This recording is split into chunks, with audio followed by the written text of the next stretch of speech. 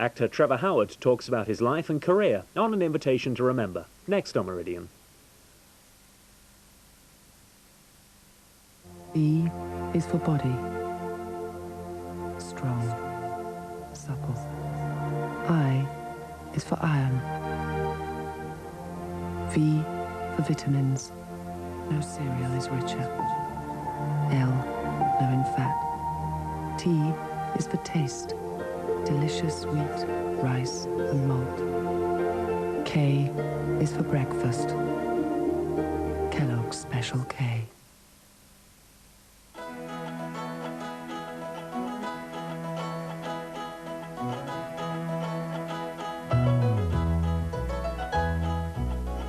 We put all of the grain into Allinson wholemeal. Nothing goes to waste. You get all of the goodness and all of the taste. There's no taking out. It's all in Allinson. This old house belongs to Sydney. This old house belongs to me. Here's where Gordon does his potty. Here's where Morris drinks his tea. Now when you buy a box of Tetley tea, you get a free tea for house. I feast my eyes on Tina's mince pies in this house every week. Every week with Chat, there are so many puzzles and competitions. You could win a car, a holiday of a lifetime. Every week, Chat readers share £30,000 worth of prizes and free gifts. And with Chat, you can read about real-life dramas, amazing true stories, and see just what other people get up to. There's loads to enjoy. With Chat magazine, it speaks for itself. We're getting ready for the next Reader's Digest prize draw. When the draw takes place, these lights will show us where the prize winners live. Some of them could be living in the Meridian television area. And someone somewhere is going to win the first prize of £170,000. So if you're lucky enough to get some prize draw numbers, return them immediately, because the sooner you enter, the more you could win.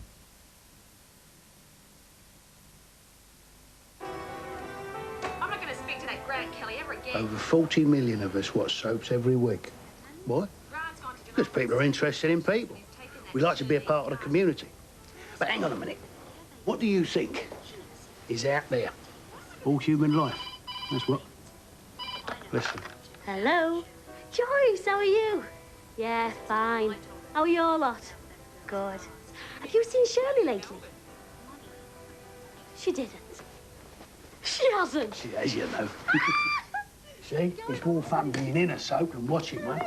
With the local daytime rates, 10 minutes costs you less than a bar or soap. I know. Let's go round there tonight. It's good to talk.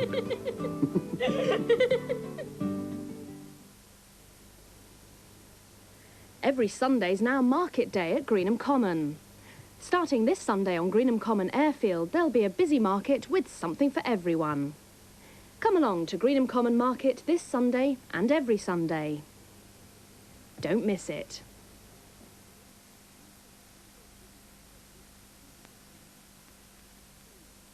Who's the newcomer making a big impression in Glendarroch? Find out in High Road in half an hour.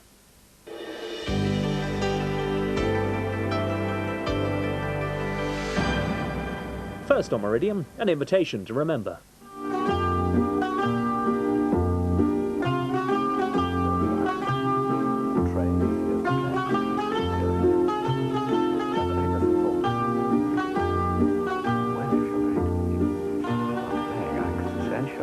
Well, I'm afraid I have to interrupt and introduce you.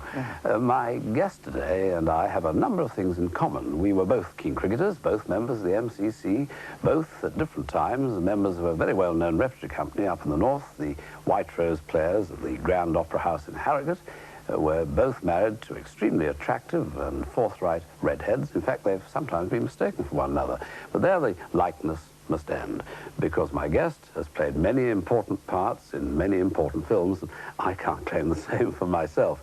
The introductory music, the Harry Lime theme from The Third Man, may well have given you a clue as to who he is. He is, of course, Trevor Howard.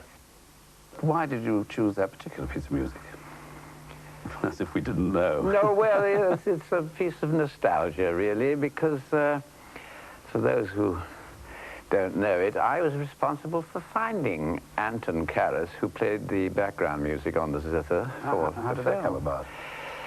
Quite easy. Well, it's the fate thing. I was walking around Grinsing, for those who know it, which is the wine department of Vienna, and heard this rather exciting music by a busker outside a restaurant, and just didn't take much notice of it. But going home, I thought about it because Carol Reed was directing the picture, and he was talking to Joseph Cotton, who was in it, and Orson Welles, who was also in it, he was worried about what music to use for the film, and normally they don't think about that until the picture is long finished and put together, and they haven't got any, and then they think about it. But, and that is exactly what happened, and when it was finished, Carol had already forgotten about Anton Karas, and I brought it up and said, well, I know this chap, and I talked about him to you. He said, well, let's have him over. That's how it happened. And then Anton Karas went around doing personal appearances all over England. And, of course, the end of the story is that if you go back to Vienna, he runs the restaurant which he was playing outside of. Did you ever meet Orson Welles in the film? I mean, I know you didn't, but actually as a person, did you ever meet him? Oh, yes, as a person, but not in the film, no. I've met Orson. He's an extraordinary man, but it's funny, life is very funny. I was going to play his part because nobody could find out where he was, and that's the thing about Orson. You never can find Orson. But we did find him, fortunately, because I wouldn't have been anything like the same Harry Lime as he was, and he wouldn't have been a good British officer either. It worked out very well. Mind if I drop off somewhere on the way? I've got an appointment. It won't take 5 minutes. Of course. Why don't you come in, too? You're a writer. It might interest you. This is the biggest children's hospital in Vienna. All the kids in here are the result of Lime's penicillin racket.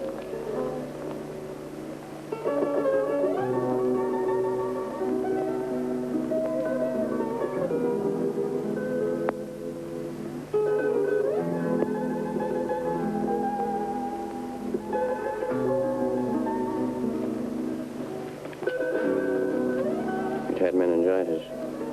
They gave it some of Lime's penicillin. Terrible pity, isn't it? Oh, that was a marvellous film. It was made the same year I came out of the Air Force and became an actor manager in 1947. But you were actually called up from the Opera House at Harrogate, weren't you, from the White Rose Players? I'd like to tell you how I was called up. I was arrested. And it transpired that the two old darlings who ran the repertory company, whenever they saw call-up papers arriving for me, because I used to keep changing gigs, disposed of them. Mrs. Peacock and... Mrs. Peacock and Miss Marie Blanche. That's right, yes. Well, I never got those call-up papers for quite... I don't know how long it was before I was arrested, but down the aisle came the policeman and arrested me at the Opera House. We were playing The Lady with the Lamp, I remembered, with Dulcie Gray was in it. And I've often talked to her about this extraordinary time since. Anyway, after the army, I had a huge slice of luck. I believe in my guardian angel because I lent Alec Clunes while I was at Harrogate. He just came up. £5, which was, I think, my weekly salary. Yes, it would be, actually. Yes, and he, at this time, when I first came out of the army, was running the Arts Theatre Club in London, and he said, I owe you £5. Would you like to play a part for me? Well, you see, this is unbelievable, isn't it? And there it was, in The Recruiting Officer, that I played, and opposite my now wife, Helen, which is now over 40 years ago. Yes, Helen Cherry. Yes. And that started what? Did someone see you there, spot you for film? Well, that started, curiously enough, my film career, which is also an unbelievable story because the war was still on, and yet there was a film being made about the war called The Way Ahead at Denham, and I wasn't even credited with it. I just got onto the deck of the ship and just shouted a few orders. But it was the start to an incredible career, because from there I went into another war story called The Way to the Stars, but only a few lines then. And then somebody, and I promise you all faithfully that I don't know who it was who was responsible for me doing Brief Encounter. I never met Noel Coward, so this is an enigma. And if anybody in the audience knows anything about it, I'd be happy to find out. Well, I had to be introduced to Noel Coward on the first night by Celia Johnson. Shall I see you again? It's the other platform, isn't it? You have to run. Don't bother about me. Mine's not due for a few minutes. Shall I see you again? Yes, of course. Perhaps you'll come out to catch us one Sunday. It's rather far, I know, but we should be delighted. Please, please. What is it? Next Thursday, the same time. No, I couldn't possibly. Please. I ask you, most humbly. You'll miss your train. All right. Run. Goodbye. I'll be there. Thank you, my dear. But by a strange coincidence, which only happens in these programs, I happen to have a copy of July 1954 Plays and Players with me. And on the front cover, there's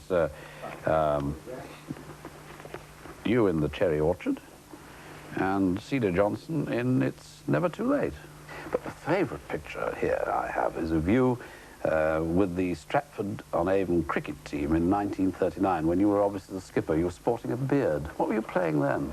And how good was the cricket? Cricket was excellent, all the people there. In fact, there was an occasion when we were playing on the Birmingham test ground when Alec Clunes was very upset that I didn't put him on to bowl. He was a slow tweaker. And of course, I didn't want to upset him to say that he was really going to be taken for a ride with batsmen. In other words, he was going to be clobbered all over the ground. But your beard, can you remember the parts you were playing at Stratford that time? Mostly understudies, and small parts. But I did play Benedict, and I did get around to Petruchio, which I later played in London when Larry, Olivia, and Ralph went to Australia. I got an intro to the Old Vic. Alec Guinness and I took over from them. Really? And I played through there.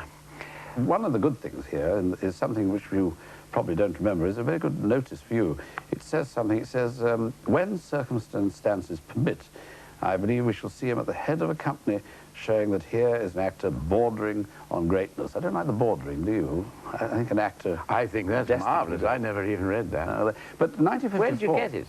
Well, in this Plays and Players, 54. Yes, July 54. We were just about to end in Reluctant Heroes at the Whitehall. Ah, you collect them, yes. Are you in that one? Well, it mentions us at the end. Of course it does. But only mentions us. A lot of people, of course, get confused, don't they? They all think that you were in the Bridge on the River Kwai. Why is that, do you think? That I cannot tell. But more people did like you in the Bridge on the River Kwai than they remember Brief Encounter, which is extraordinary. But they do, and I can't tell you why. But are you sure you weren't confused with William Holden? Oh, it could have been anybody. I suppose so. I let it run now. I just say, yes, I'm glad you liked it. Yes, it's a bit like me. I'm inclined to sign George Cole's autograph nowadays. They say, love you in the minder. But you did appear with William Holden, didn't you, once, in a film called The Key? Oh, yes.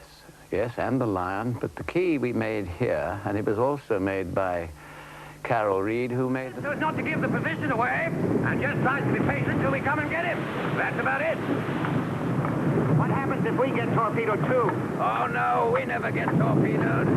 Jerry's not going to waste any torpedoes on us. We're too small. Besides, their mine-laying sons don't carry torpedoes. Why didn't you tell me that in the first place? Because they've got a neck gun that's big enough to blow us clean out of the water. Tell me, were there any other actors in your family, or were you just a boat from the blue? It was a boat from the blue. No, we didn't have any actors in our family. When you were a lad at school, did you want to be an actor, or did you want to be a cricketer, or did you want to be both? Well, if I wanted to be anything, it would have been a cricketer. How did you get on the stage in the first place, then? I don't know. I suppose it was because I didn't want to do anything else. Yes. And I thought this would be fun to go to the Academy of Dramatic Arts. It's awful to say things like this, but most of the people that went there had such a very good time with at least 20, if not 25, girls and with only 5 men. So you've got all the girls as well. We got all the girls. Yeah, it's absolutely splendid. But this was interesting, though, because cricket and acting do go together. It's amazing the number of actors who love to play with well-known cricketers, and vice versa, I would say. You were a founder member, of course, of the Lord's Taverners, weren't you? Yes, yes, I was. And I also became a qualifying member to play for the MCC. It sounded too good to be true. We were only required to play in 6 matches over a period of 2 years. Well, if you're an actor, you can be out of work for that length of time. So I showed my keenness by doing about 20 matches and playing with England cricketers who were vice-captains of their counties at the time. There was Peter May, who was vice-captain of England, Colin Cowdrey, Subba Rowe, oh, 1 or 2 others. All trying to qualify as MCC? They were qualifying for MCC. They weren't members of the MCC, and I read in my last Sunday's paper that Hutton wasn't even a member of the MCC when he captained England in Australia. Oh, no, it was a sort of great accolade, wasn't it, part of his knighthood, to become a member, an honorary member? Well, it certainly is an accolade. You can put the tie on and get a free entry to Lord's. Yeah. Trevor, in a wide variety of parts, would you ever claim that you were what is known as a character actor? I hadn't thought of that, but I think I can say that I'm always pleased that if the next part I play is different from the one I've just played. I like the variety of parts, and if you can call that characters, that's fair enough. I think that's pretty true. You see, we were brought up just after the Hollywood played it a different way. They had a star system, and they built up their actors to be the same, because the public liked to see them exactly the same, only with a different pair of clothes on in each one. No, I like to be different as an actor, although I may be playing the same part. But it's different, and I suppose you could call it a character. The parts are different. You talk about the Hollywood star system. You would say he basically was that old system, wasn't he? I mean, yes. Well, Robert's very difficult to get away from himself. He's such an extraordinary, huge personality. How did you find him? Oh, I like Bob, and I like working with him. He's very unselfish. And, yes, there's another one we've got to show of him, which was his very lengthy one, which I think he was driving him mad because it was too long for him. What, Ryan's daughter? Ryan's daughter. Yes, yeah, that took a long time to make. Yes, we were in a remote part of County Kerry in southwest Ireland for 10 months. And I was one of the lucky ones because we had a terrible summer for this particular picture. We missed out totally our summer sequence. We didn't have a summer. And I think everyone, except poor Leo McKern, who had to stay behind for the storm sequence, and Bob Mitchum, who for some reason said he was going to die or something, missed a most wonderful opportunity to go to South Africa for the summer sequence, where we all repaired to, because we couldn't wait another year waiting for the sun. So this summer it was shot in South Africa? Yes, all the beaches in South Africa were mistaken for the beaches when people saw the film. Another artist, apart from Robert Mitchum, is, of course, Frank Sinatra. You appeared with him, too, did you? Yes, yes. While I was making this film, which was called Von Ryan's Express, Frank Sinatra had a yacht on hand. We were in Italy, and we had 3 stoppages of a week each time while he went off and had a little holiday. But we came through on schedule because Frank Sinatra doesn't really like working more than one take. And whenever the take was finished and the director said, cut, he would say, print. And that was it. But there wasn't really much of a dull moment while we were making this. We went up to Cortina for some of the location, and while we were on transit, Frank always went everywhere by helicopter. He arrived in his helicopter on a 4-handed tennis match, but instead of their complaining, they all came out with their autograph books. These men belonged to the 9th Fusiliers. This regiment fought with Marlborough in 1704. With Wellington against Napoleon. Froze and died in the Crimea. These men are all volunteers to a man, professionals, and they've come to fight a war. May come as a piece of news to you, Major, but that's why we're all here.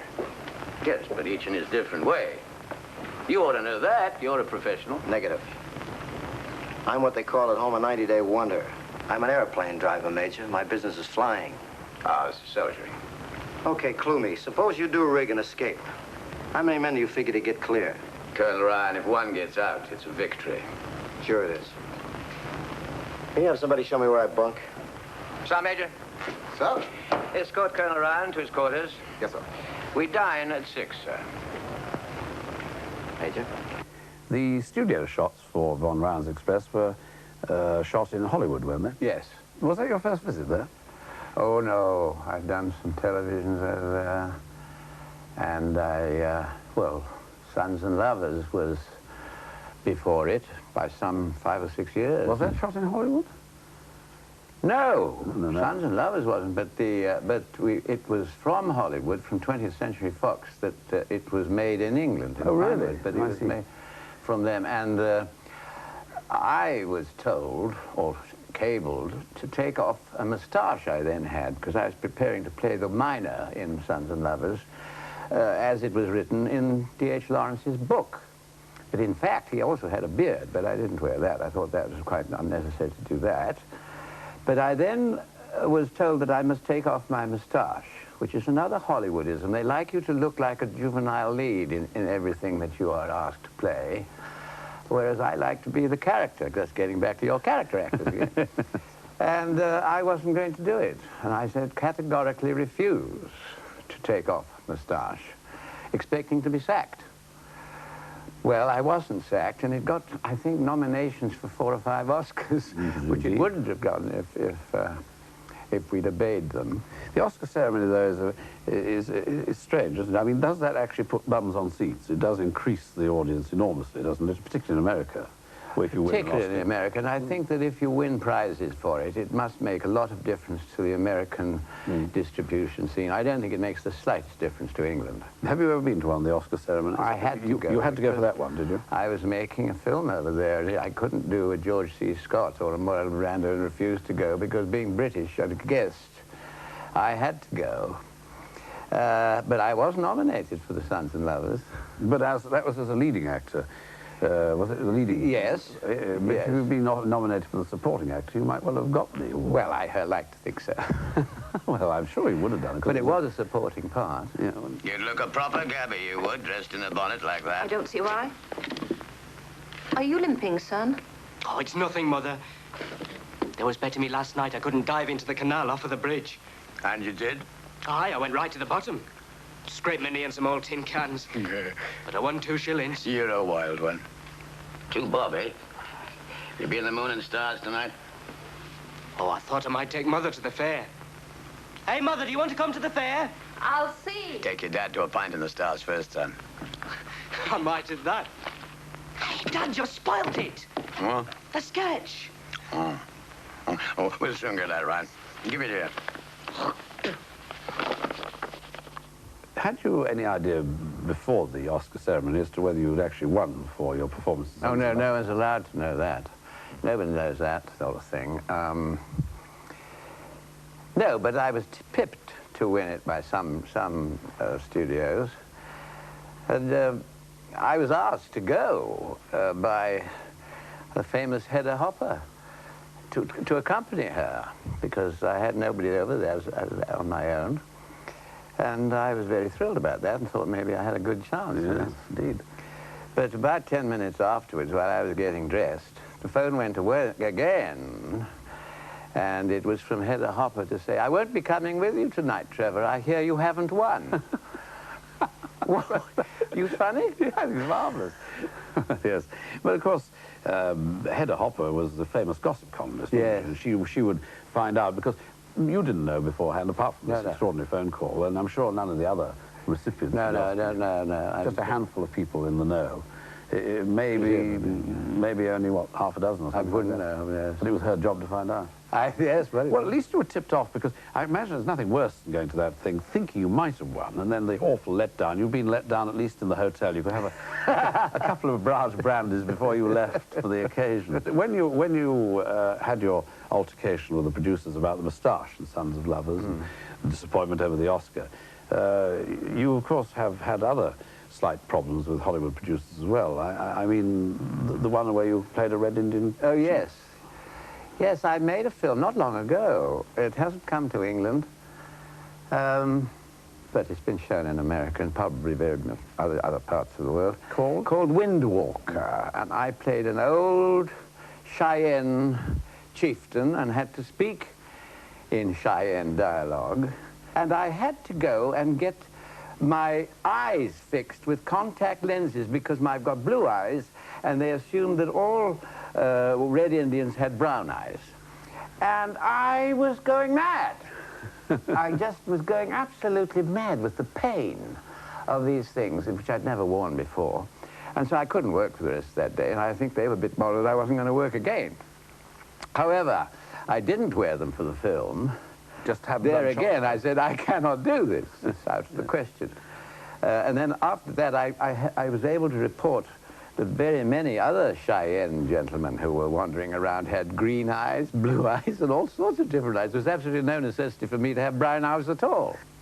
Trevor Howard, it's been marvelous talking to you and learning all about your long, varied career. Which do you prefer, the theatre, television, or films? Cricket.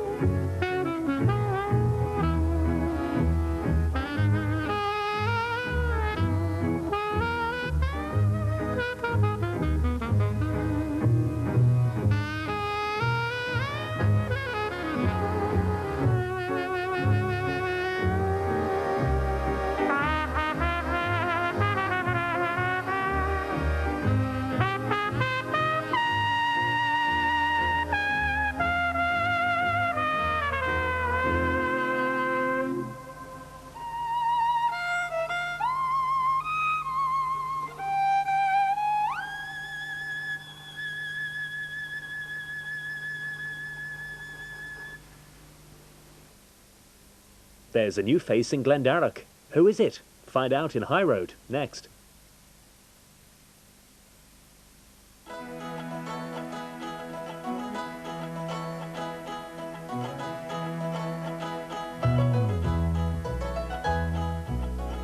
We put all of the grain into Allinson wholemeal.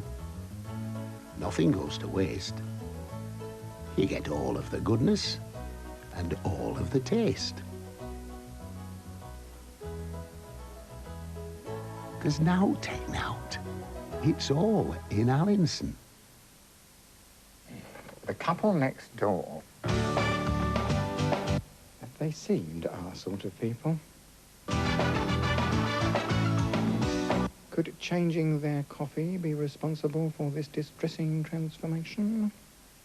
Made with rich Colombian beans, Maxwell House is the full of beans coffee for full of beans people. One can only conclude it could. We try to avoid them nowadays. Maxwell House, the full of beans coffee for full of beans people. We don't like change, do we, Deirdre?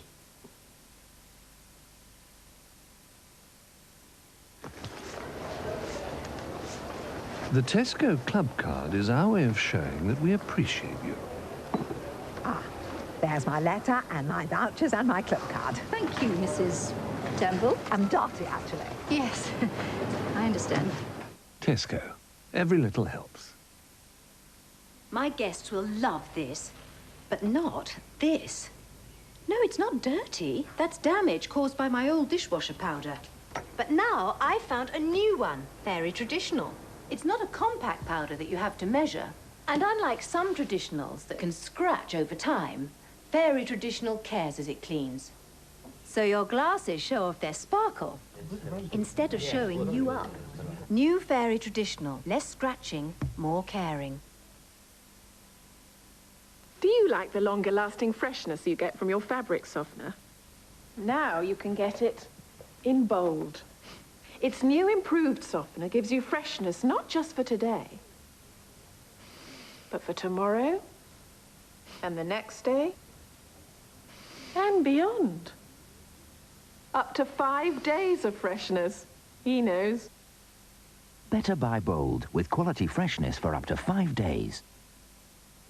If you receive some Reader's Digest prize draw numbers, return them immediately, because someone somewhere is going to win £170,000. Individuality. You'll recognize it immediately when you view 4- and 5-bedroom Bovis show homes. From the appealing exterior to the well-planned interior, Bovis qualities shine through. And Bovis traditional standards of excellence are exemplified in the specification and level of finish. Quiet elegance, refined style, wherever you look, and room to relax in pleasant gardens. Visit a Bovis show home and you may even be able to part exchange to live in one of these fine locations. Call 0800 444 800 for details. The Court Summer Sale is now on. There are great savings on lounge suites, dining furniture, beds, bedrooms and carpets. There are now huge reductions right across the store. Court Summer Sale is now on, so don't miss it. There's everything for your house in Court Summer Sale.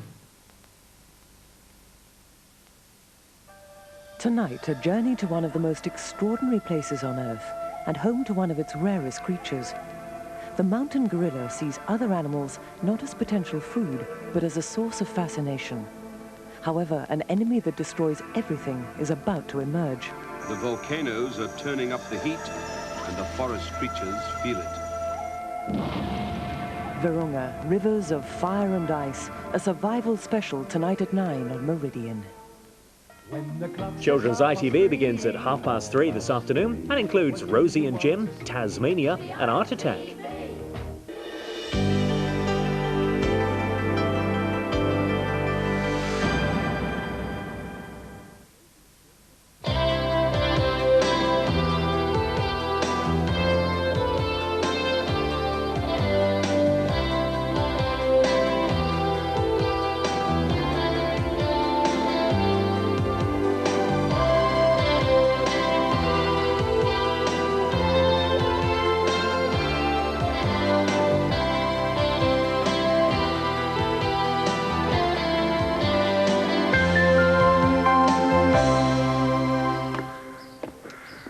Where are we off to?